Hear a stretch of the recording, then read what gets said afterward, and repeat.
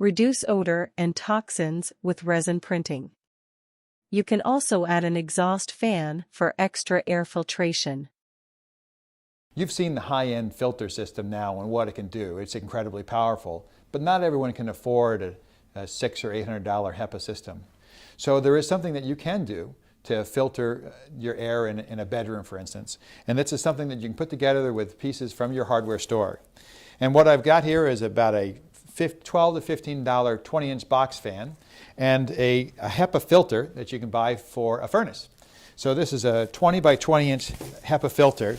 And it's important that you recognize that it comes in different levels of filtration. So a MERV 13 filter is a very highly rated filter that'll get a lot of very small, those 0.3 micron particles out of the air. So this can simply be done by putting the filter in front of the box fan so the air is blowing through the filter. And I'll just tape this filter here.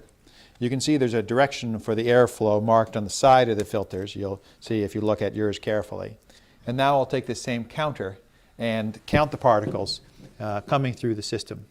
So our ambient count again is about 400,000, and I'll turn the fan on and count the particles, and we'll see how they drop.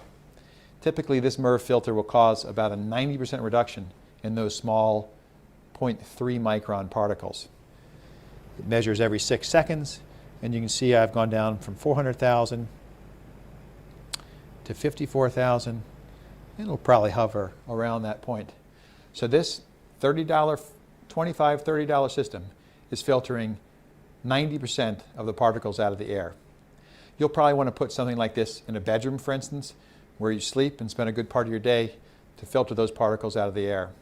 If you want, you can put them in other areas of the house as well.